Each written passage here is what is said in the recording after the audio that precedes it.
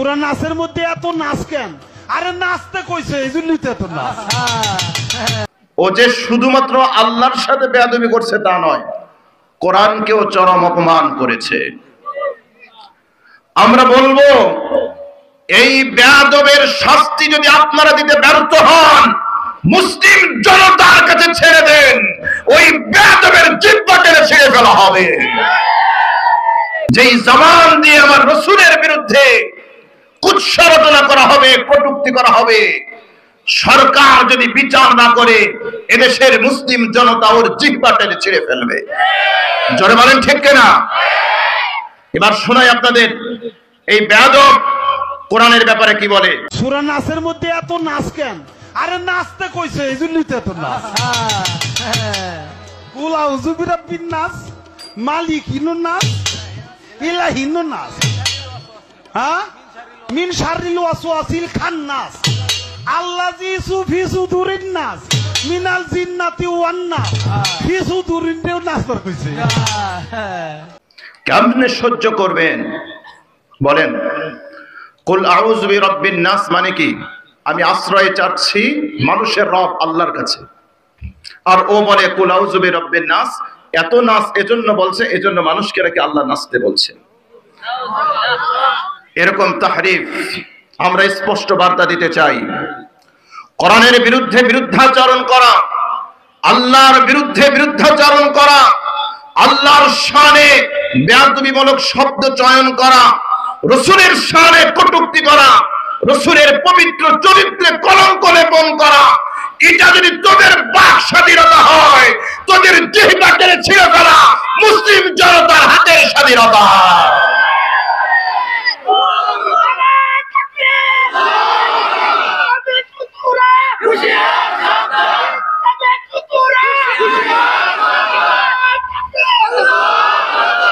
মুহতারাম হাজিরিন, আমরা মুসলিমরা শান্ত ভদ্র, কিন্তু খবরদার আমাদের ঈমানের পরীক্ষা নিতে এসো না।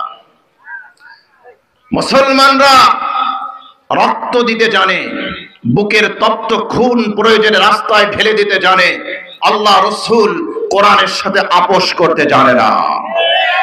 আমাদের ইতিহাস আছে। আফসোস করে বলতে হয়, এই বেয়াদব যখন আল্লাহর শানে বেয়াদবি সমূলক শব্দ ব্যবহার করেছে, আপনারা দেখেছেন, তাকে যখন অ্যারেস্ট করা হয়েছে, তাকে যখন গ্রেফতার করা হয়েছে, বাংলাদেশের কিছু সুশীল নামের কুশীল আছে, তথাকথিত কিছু বুদ্ধিজীবী আছে। আমি ওদেরকে বুদ্ধিজীবী বলি না, আমি বলি উচ্ছিষ্ট ভোগী।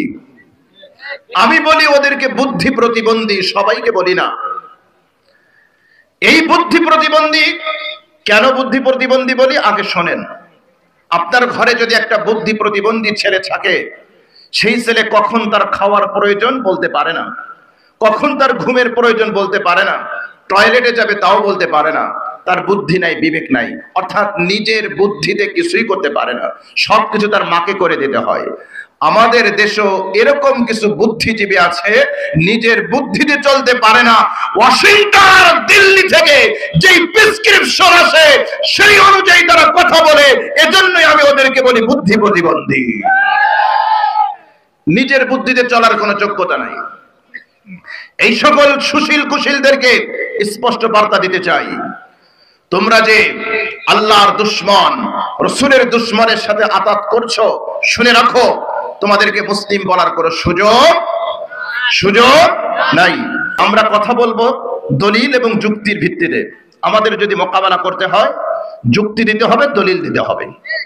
রাম সাম বুঝালে জেলে পাড়ায় বোঝাতে পারেন, আমাদেরকে অন্তত বোঝাতে পারবেন না। বহু সুশীল কুশীলদের সাথে আমাদের টকশো হয়। কিশোরগঞ্জের যুবক ছেলেরা বহু টকশো আমাদের দেখেছে, তাদের সাথে আমাদের বহু টকশো হয়েছে। আমরা জেনেছি, আমরা জানি তাদের জ্ঞানের দৌড় কত দূর পর্যন্ত, ঠিক কিনা বলেন? কয়েকদিন আগেও দেখেছেন ফেসদাপি পুরো টকশো থেকে ব্যারিস্টার দৌড়াইয়া শয়তানের মতো দৌড়ায় পালাইছে, ঠিক কিনা বলেন? সুতরাং আমাদেরকে রামসাম বোঝাতে আসবেন না। কোরআনে কারীমের মধ্যে আল্লাহ সুবহানাহু ওয়া তাআলা স্পষ্ট বার্তা দিয়েছেন। সূরা মুজাদালা আয়াত নাম্বার 22। কোন সূরা? সূরা মুজাদালা আয়াত নাম্বার কত? 22। আল্লাহ বলছেন লা তাজিদু কওমান يؤمنون بالله واليوم الآخر يوادون من حاد الله আল্লাহ রাব্বুল আলামিন ডেকে বলেন হাবিব লা তাজিদু কওমান আপনি এমন কোন কওম পাবেন না এমন কোন ব্যক্তি পাবেন না এমন কোন জাতি পাবেন না ইউমিনুনা বিল্লাহি ওয়াল ইয়াউমিল আখির যে দাবি করে যে আল্লাহ এবং পরকালে বিশ্বাস করে ইউআদুনা মান হাদ্দাল্লাহ ওয়া রাসূলা অথচ সে আল্লাহর দুশমন রাসূলের দুশমনের সাথে মহব্বত রাখে। কার কথা? জোরে বলেন কার কথা? আল্লাহ বলছেন হাবিব এমন কোন জাতি এমন কোন ব্যক্তিগোত্র আপনি পৃথিবীতে খুঁজে পাবেন না যারা আল্লাহ এবং পরকালে বিশ্বাস করার পাশাপাশি রাসূলের শত্রু আল্লাহর শত্রুর সাথে গিয়ে পরকিয়া করে, রাসূলের শত্রু আল্লাহর শত্রুর সাথে গিয়ে পীড়িত করে। এই ব্যক্তি যদি আল্লাহর রাসূলের দুশমন আল্লাহর দুশমনের সাথে গিয়ে মহব্বত রাখে তার ঈমানের দাবিতে সত্যবাদী না মিথ্যাবাদী? যারা বলেন সত্যবাদী না মিথ্যাবাদী? কার কথা? কার কথা? আল্লাহর কথা। আল্লাহ বলছেন তুমি ঈমানদার হও, আল্লাহর প্রতি ঈমান রাখো, পরকালের প্রতি ঈমান রাখো। আবার আল্লাহর দুশমন রাসূলের দুশমনের সাথে গিয়ে তুমি পক্ষ অবলম্বন করবা, তার পাশে গিয়ে কথা বলবা তোমার স্বার্থের জন্য, ভোটের জন্য, তোমার অন্য কোন স্বার্থের জন্য, দাদা বাবুদের খুশি করার জন্য, শেখ বল্লভদের খুশি করার জন্য এই সকল আউল ফাউল বাউলদের পক্ষে কথা বলবা। শুনে রাখো কোরআনের ঘোষণা হলো ঈমানদার পরিচয় দেওয়ার কোনো অধিকার তোমার নাই।